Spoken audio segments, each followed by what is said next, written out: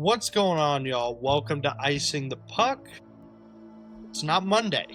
I know it's not Monday. We're coming at you with a bit of a special emergency episode, some would say. We're coming at you. Team Canada roster has been released. This is the biggest news in the hockey world right now.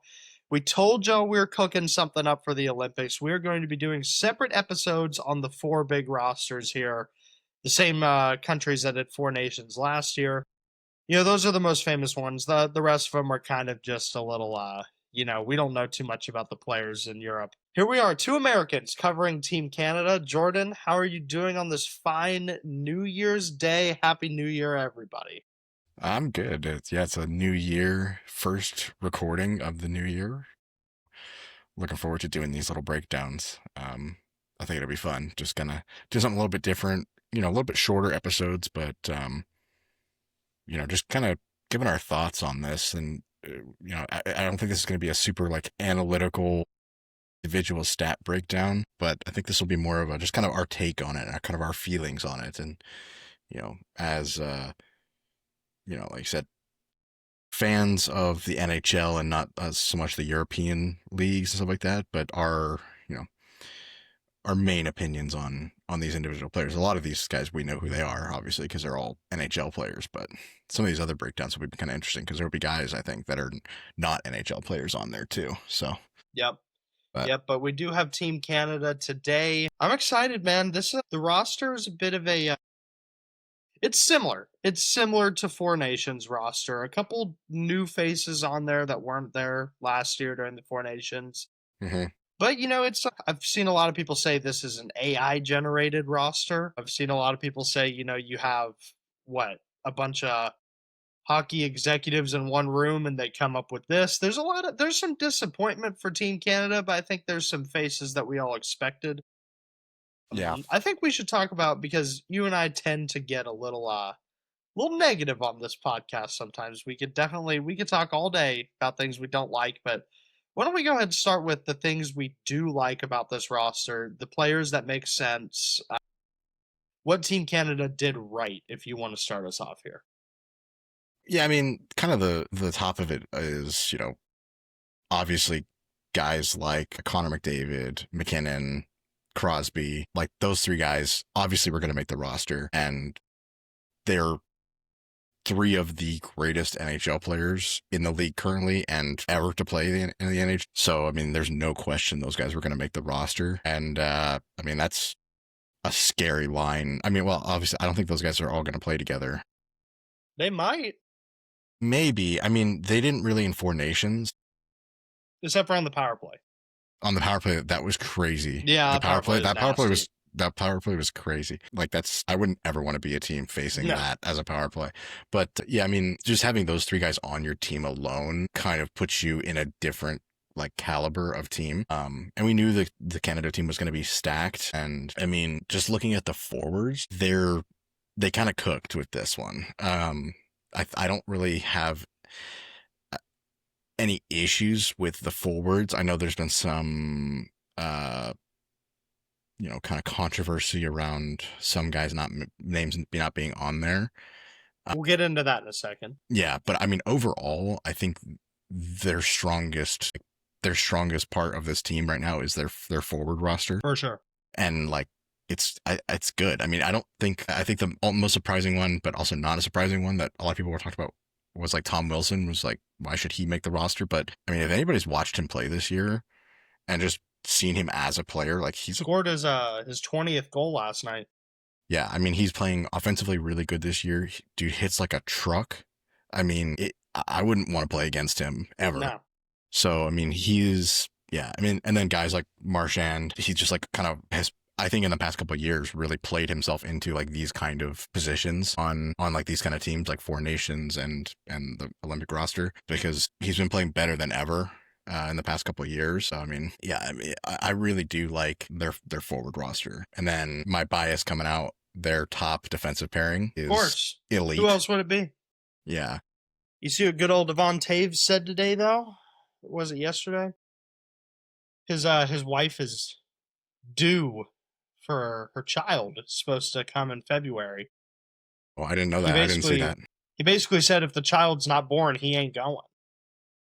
Mm.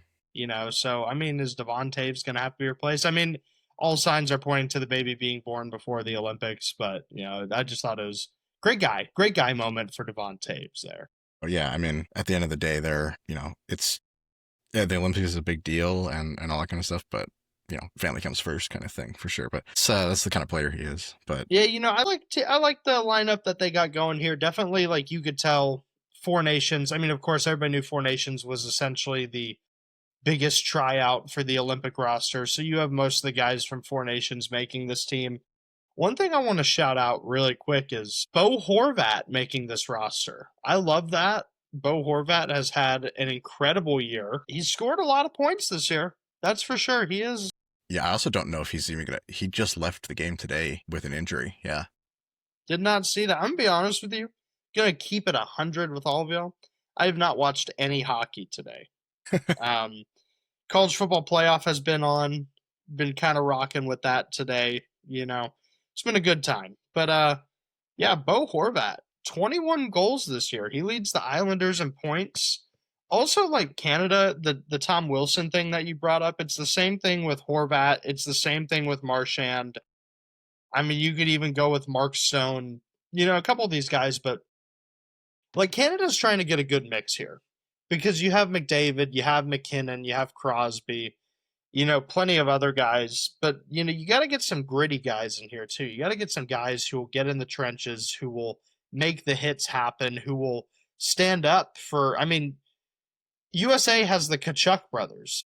Assuming they have the Kachuk brothers, official roster isn't out yet, but we know that's what's going to happen. But you got to have some guys who could retaliate here. I mean, that was the whole thing is they got beat up literally by USA in the first game of Four Nations last year.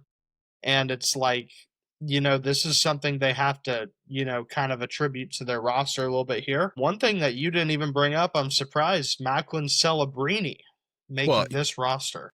Yeah, and I was going to kind of talk about that when we talked about the whole Bedard thing a little bit. But I mean, like I said, I really do like their forwards list. I actually don't have a lot of the complaints that I've seen a lot of people talk about, but we can talk about a lot of that stuff when we talk more about when we get into the potentially negative side of it. Well, the negative side is coming up here. I already, I'm looking at this too, just like you. I have my gripes ready to go. Well, as an American, I don't have any gripes with it. I guess we can start with our complaints a little bit. I'll start off. One thing I don't understand, a guy who I think was seriously snubbed. I mean, I'm going to be honest. I would take this guy over Mark Stone. I would take him over Cirelli. It's Mark Scheifele. I don't know why Mark Scheifele, he was, snubbed from this team. He's having a statistical wonder of a year. I mean, he's one of the big leaders in Winnipeg. Mark Scheifele is one of the greatest Canadian players on planet Earth, in my opinion. He's a guy that never really gets talked about in the media. Super underrated player who's scored a lot this year and he sets up his teammates for success. I think you put Mark Scheifele as a third line center on this Team Canada team, you're set. Like, I just don't understand why he's not on this team. Yeah, I mean, so kind of what you said with like Mark Stone, I think taking some guys where there's like a marginal, like, but we'd rather have this person or this person. I think the guys on the team that have somebody from their team already on there as a spot were kind of picked first. So like Mark Stone with Mitch Marner, they play together. So like the chemistry is kind of already built in a little bit versus like throwing in a guy who has nobody else on the team that he's played with ever. I mean, like regularly plays with, I mean, these guys are all professionals. They're all really good hockey players. They can figure it out pretty quickly. Like you could drop them in the same day and they'll probably play really well together. But I think they kind of deferred to the guys that already have a little bit of built-in chemistries to make their like building their lines a little bit easier, because like I think we'll see Marner play with Stone, and that kind of stuff. So I think that's part of the reason that they didn't pick him. I agree. Like, I think he would have been a really good addition to the roster. Mm-hmm. The other one that a lot of people talk about was like Sam Bennett. I'm actually not like I say not upset. Like I'm like rooting for Canada, but like I don't think that people should be upset that he got left off the roster. I understand why he has been a ghost this season. Yeah, I understand fully. Yeah. And I feel like that has to do with Tom Wilson improving his play this year. I think that Tom Wilson was the Sam Bennett replacement, essentially. Because, like you said, Wilson has had an incredible year. I mean, I feel like the past 2 seasons before this one, Wilson wasn't really on the stat sheet too much. And then this year, he's come back to form, and he still has the toughness and the physicality that he's always had, that he's known for. So, I mean, really, I think the only benefit Sam Bennett would add to the roster is the physicality side of his play. But does his performance this year in other areas, outweigh? You have to pick which one you'd rather have. Like, would you rather have overall scoring performance and offensive performance, or just a guy who can hit? For sure. Also, they have to think about. I mean, Sam Bennett takes a lot of penalties. You got to think about that too, because that can hurt you. So the other one I saw that a lot of people were kind of talking about, were surprised by. I mean, there's two more really big ones. Seth Jarvis is one from Carolina. He's injured right now. I think he's on IR right now. Again, I think he's suffering from I don't know if it's a Carolina curse or whatever, that their guys are just so unknown a little bit. They don't have that guy on their team. I wouldn't even put Seth Jarvis as one of their best players, but I would not. I think he is their best player. Yeah, I mean, I wouldn't even he's just not a big name. Yeah, I definitely think it's market that's holding him back a little bit, and not just that, but I mean, there's a lot of guys you could argue that you could interchange, but the big thing is you want guys who could get down in the trenches. You don't just want playmakers. Seth Jarvis is an ultimate playmaker. There's nothing inherently wrong with Team Canada. I could see why they picked each person. As far as the forwards are concerned. Yeah, as far as the forwards, obviously, I'll say this, John Cooper is the head coach of this team, and you have 3 Tampa Bay forwards. And those 3 were also on Four Nations last year. Hagel, Cirelli, and Point. And it makes sense, but at the same time, you could argue a Seth Jarvis making it over Cirelli or Hagel, especially with Hagel's down performance this year, which he's exploded in recent weeks, but I think you know what I'm saying. But there's bias. There's always going to be bias. The bias is going to take over, and that's just something that us as fans have to accept. And it's the same reason with Bedard not making it. I think it was between Bedard and Celebrini. I think it was between who's performing better out of the two of them, and they were kind of tied in that, and then Bedard got hurt, so it's just unfortunate that he got cut out. Yeah, and I mean, there also is a lot of things that a lot of people don't talk about and have kind of neglected to say out loud. Players can say no. Just because the team wants them doesn't mean that they're going to say yes. But who would say no to playing for Team Canada? This is the ultimate accolade. But if you have a injury during the regular season that you're going to be just coming off of right at the Olympics, and you're not 100% sure your abilities were going to, if you're going to be fully recovered, or if you're going to be performing at 100%, and also I get it, it's a big deal, it is, amazing to represent your country, stuff like that, but at the end of the day, the NHL is these guys' job. That kind of, in a way, is that's how they make money. So if they are injured and are barely going to be coming back from injury around that time, what if they get injured catastrophically because of that in the Olympics, which is going to be it's playoff style hockey. Imagine coming straight off of injury, basically the first real games you're going to be playing, and going into it, and it's going to be playoff level hockey. I can see where some guys would say no. I mean, we don't know if they did or not. I'm not saying that's what happened. That's just me saying that is a possibility. That some of these guys that we're saying, oh, maybe they should have made the team, they could have. They just could have declined. I mean, it does happen. I mean, it has happened in the past. It's, what if they just don't think they're ready? I mean, again, now that hockey is back in the Olympics, this is not the last opportunity in his career, or some of these guys' career, that they will be able to be represented.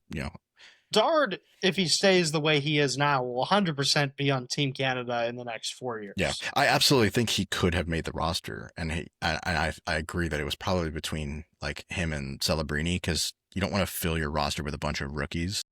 Yeah. Rookies, you know what I mean? Younger players, because again, it is a higher level of it is a super intense level of play that if they've never, I mean, neither of those guys have ever played playoff hockey before. Like they played, in like NHL level players, World so Juniors, stuff yeah, like I mean, they that, played like but minors and at junior level hockey and stuff like that, which is still super intense, but not nearly the level that it this is is. the big boys. What do Yeah. you let's move on to the defense here. I have a couple things I'm not too fond of here on the defensive end for Team Canada. I have two. So I think I'll start. I think I have the same too. So, but say yours. Say what you're thinking. I'll start with the lesser of the two. Drew Doughty, I understand. Full blown leader, veteran player, has won multiple Stanley Cups. I get it, but I also, he's having a bit of a down year. There's a couple of guys in the league right now, and I'll talk about them in a sec, that, I would have loved to see over him, but for him, I understand he's there for the leadership aspect of it, okay? And still power play quarterback, one of the best power play quarterbacks in the NHL of recent times. The one I really don't get, and I'll give his replacement while I talk about him, is Travis Sanheim. Flyers have had a good year, so all respect to the Flyers. Sanheim's been a good part of that team. He's been a good part of that team for years, but Jacob Chikrin exists. Jacob Chikrin has 15 goals. He's an incredible defenseman. He's an incredible offensive defenseman. His past 2 years for the Capitals have been statistical great years for him. I mean, he's great in all aspects of the game. I think my main thing is I don't understand, like, you could get the same play out of Chikrin with a heavier offensive upside than the whole play you get out of Sanheim. And really, I guess I was hoping he would take Sanheim or Doughty's spot. I get you have to have some bottom pairings, and on those bottom pairings, you don't need as much offense. But I don't know. It's just something like Jacob Chikrin, I think, is one of the biggest snubs that nobody's talking about here for Team Canada. Yeah.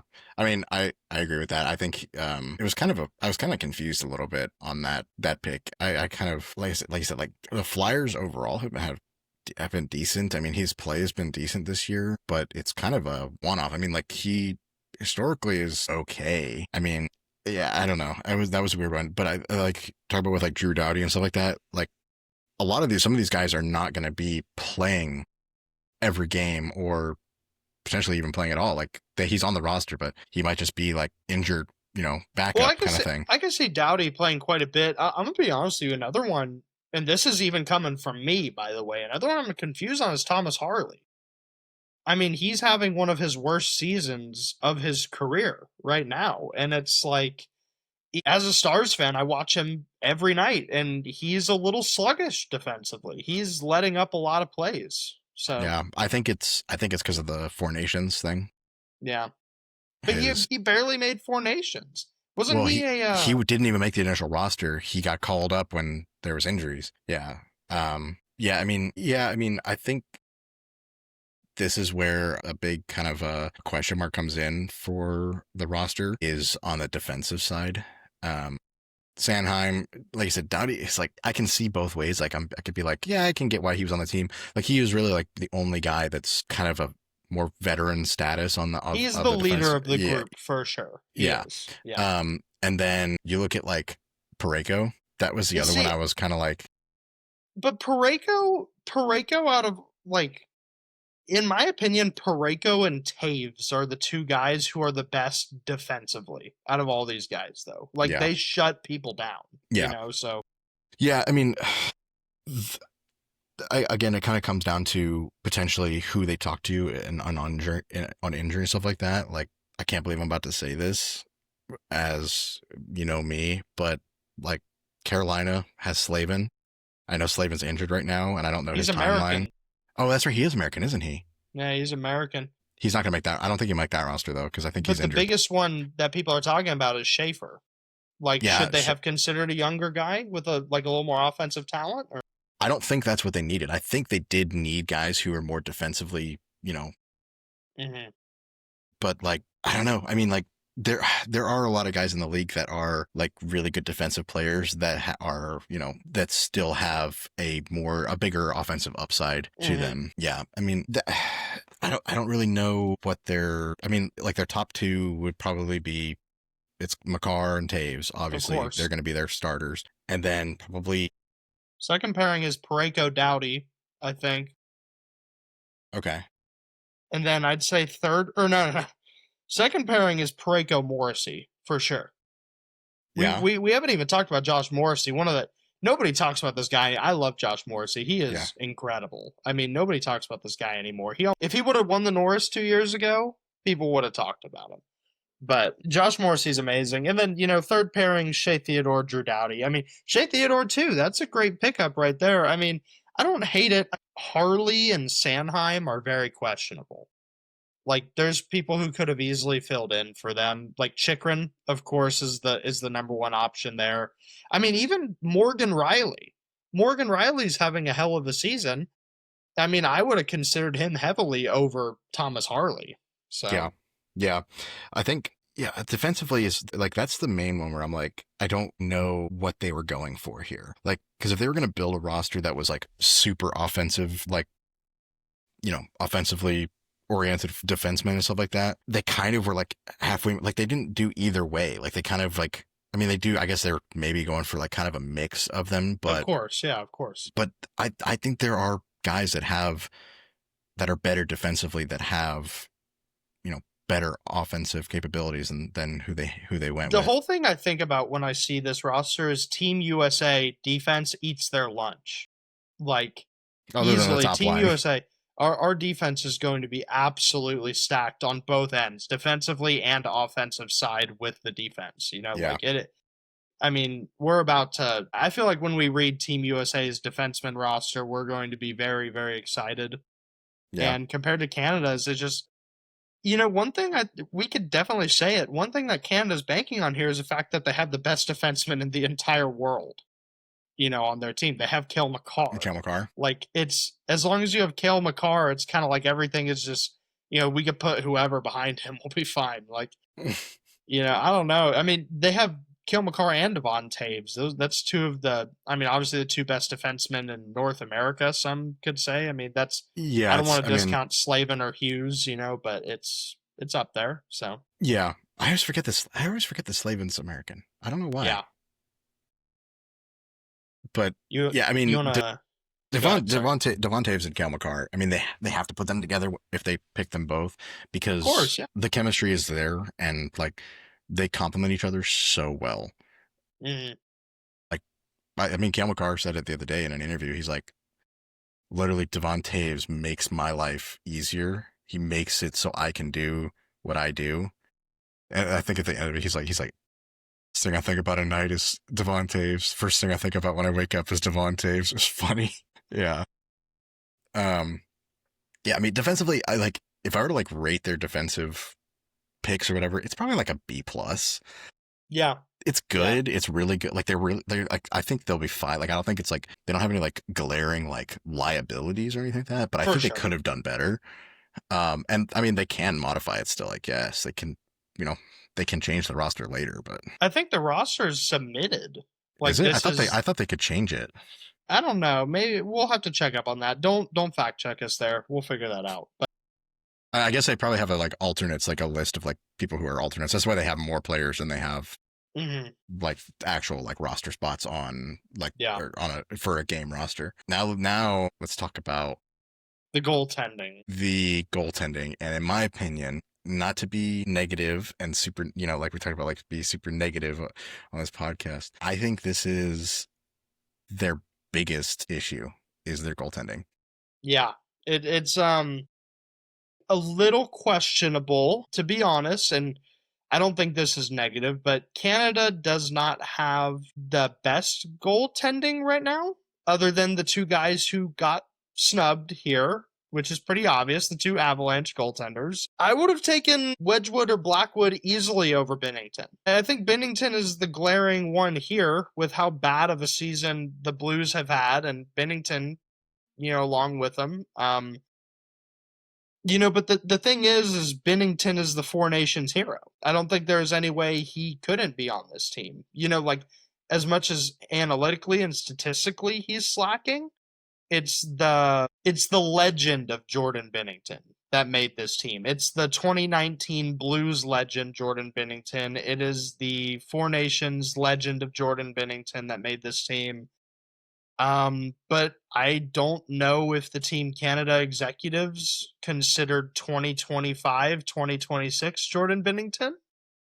But I yeah. mean, so I'm looking at it like trying to be objective about this. They announced the roster, and then the Blues played the Avs last night.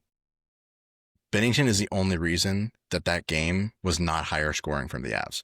He Yeah. can play. Like For sure. he does come up with good saves. However, he is not the player he was 5 years ago.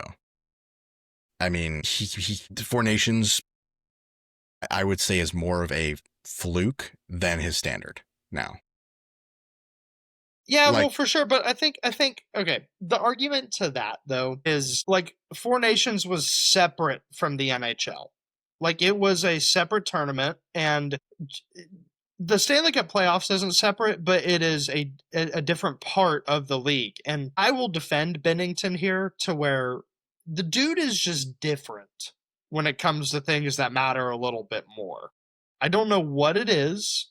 There's just something inside of him, some animal that comes out of the cage when he's in the big moments. I mean, yes, and like, yes, in a way, but also he's like the best way I think you can kind of describe it. He's a very like emotional, like Hey, he's a passionate goaltender. goaltender. So like when he's playing like really well and he's like starts really hot, he just stays hot. Like, and he's like, you can tell. But But if he doesn't start hot, he stays down. as soon as it starts to Mhm. slip, you can see it go. And yeah, I don't honestly like my issue is not that Bennington is on the team. It's that they went with Bennington and Kemper over two other options. Like Kemper has like statistically had a better season, but I don't know. I definitely think that one of the two Avs goaltenders would have been the move. And I guess their biggest reasoning for that is that they don't have as much playoff experience as, you know. Well, if you look at these three guys, okay, they're all Stanley Cup winning goaltenders.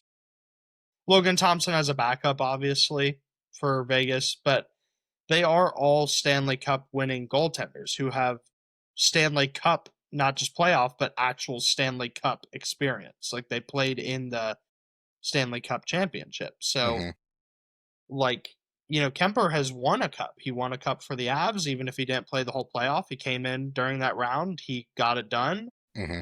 Same for Bennington. He played the whole playoff and he was lights out. And then Logan Thompson, I think he played one game when Aiden Hill was out.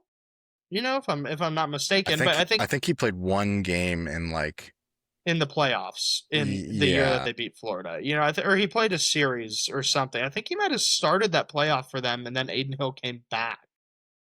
maybe I can't remember exactly. Because I think Thompson got benched and Hill came back and had his crazy run from the second round on. Mm. But that's the thing is, and then Logan Thompson statistically he's the stat animal here. Like whenever he starts right now in the league, you could argue statistically he's the best Canadian goaltender.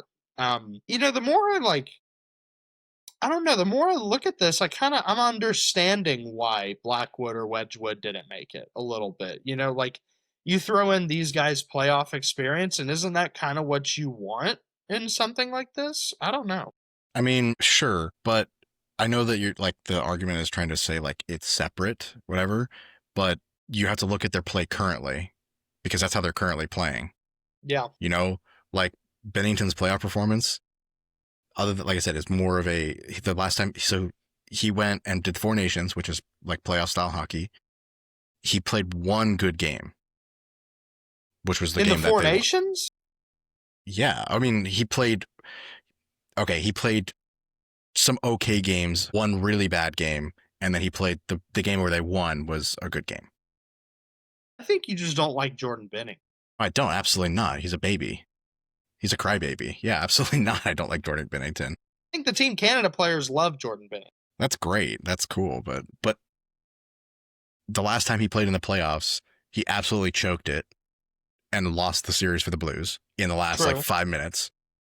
And then the last time he was in the playoffs before that, was when they won. So he doesn't have a ton of playoff experience in the past, 5 years. But he has the ultimate playoff experience. Yeah, but is that how he plays now? Or is that how, I guess I get what you mean. goaltending is so like, and this is where I have an issue with this sometimes with like, it just like doesn't work in my brain a little bit too. Like using all this old past experience as a metric to track how they play realistically. Whereas everybody just ignores their actual stats day to day, like currently. And two of those three goalies on this roster are not the same level as other goalies that were an option. I'm not trying to say like that they should have chosen one of the two Avs goalies. Like I know it sounds like I'm being super biased right now, but statistically and like current level play, those two guys are better than, Logan Thompson's the only one on that roster that is in that same, category. So level, yes. Currently. And I know people are going to say like that the playoff performance matters way more, and Wedgwood has never really played. I don't think he's ever started a playoff game. Maybe he has once. I don't know. Maybe. I think last year he did maybe one. Anyway, and then Blackwood, again, same thing. I mean, he doesn't have a lot of playoff experience either, but the only way to get playoff experience is to play in the playoffs. And the only way to, determine how they're going to do that is if you look at their current stats. And I guess they didn't want to take a gamble, but I still think Bennington and Kemper are gambles. I don't know. But yeah, I think as an American, I'm totally okay with the goaltenders they picked. Yeah, I don't know. Like, I think, Canada obviously is the favorite to win gold. Yeah. And that's for a reason. They have some of the best players in the world. They obviously won Four Nations. It was a very, very close ending to Four Nations. But, yeah, I don't know. They won it with Binnington. I think, like, it's crazy that I'm defending Binnington as much as I am right now. But, like, Binnington is that guy sometimes. Like, and Darcy Kemper, I think Darcy Kemper might be the more gamble of a pick here. Darcy Kemper doesn't have the most shining past when it comes to the playoffs. I mean, I think we could fully admit he is not the reason the Avs won their most recent Stanley Cup. He was just a cast member. I mean, it was the offense that won them that cup, but Darcy Kemper has played very, very well recently. I'm a little bit, I'm 50-50 on this. I don't understand why you would pick Kemper and Binnington over one of the Avs goalies here, but also, like, I think Canada, with goaltending, they were looking for experience and guys who have a winning track record, no matter how long ago it was. And that's unfortunate for Wedgwood and Blackwood, but that's just the way that it is. I don't know, it should be interesting to see. I think, like, obviously in my head, as much as I love my country and Team USA, I do think Canada is the outstanding favorite. Really, it comes down to, I'm intrigued, little preview for next episode, I'm just intrigued to see who doesn't make Team USA, because there's a couple guys, I think, I'm not going to say their names now, but I really think they deserve it, and I'm interested to see who they, it's mostly in the forward arena for Team USA. I'm going to see what they choose to do, but yeah, I mean, I'm excited. I'm getting excited for the Olympics now. It's not too far, so. Yeah. No, I mean, I agree. Like, Canada is the favorites. Canada does have overall the best players in the league. I mean, they have it's a Canadian-dominated league. Yeah. I am very excited for the rest of these teams, and I'm very excited to watch Binnington sadly skate to the bench as he gets benched after he lets up like 6 goals in a game. I would not be surprised if LT carries them all the way this year. I think he should be the starter out of all 3 of them. We know Binnington is going to get the opening start, most likely here. When he gets absolutely lit up by the Czech Republic and they lose that game, they're going to be like, man, maybe we should not have brought this dude. Damn, and hopefully we have 3 good goaltenders to There's no way Canada puts up less than 7 on the Czech Republic. The Czech Republic, like, always, like, owns Canada. I don't know. Didn't they just, like, destroy them last year in the World Juniors? That's World Juniors. This is playing against Nate True. Dogg, True. Connor, Id, True. Ilmakar.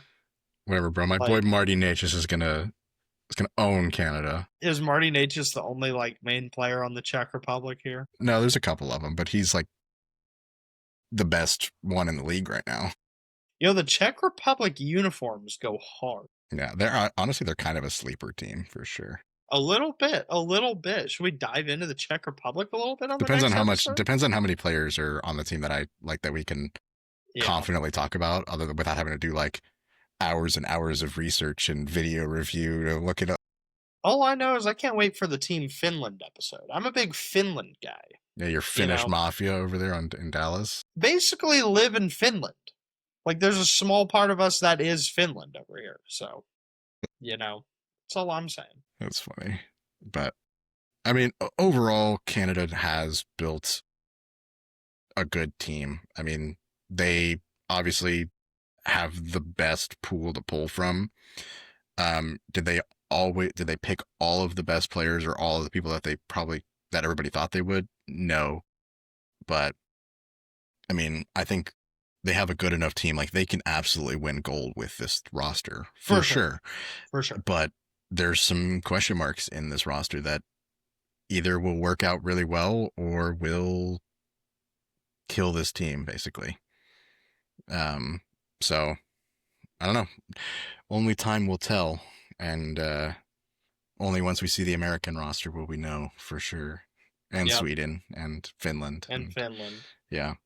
It's gonna come down to those four. Yeah. So I don't know. It'll be very interesting to see. I'm very excited for the Olympics. It'll be the first time I've ever like seriously watched hockey and watched the Olympics. Like I've seen all the old stuff and everything about when the last time they were had the Olympics and everything. But this will be awesome to experience it.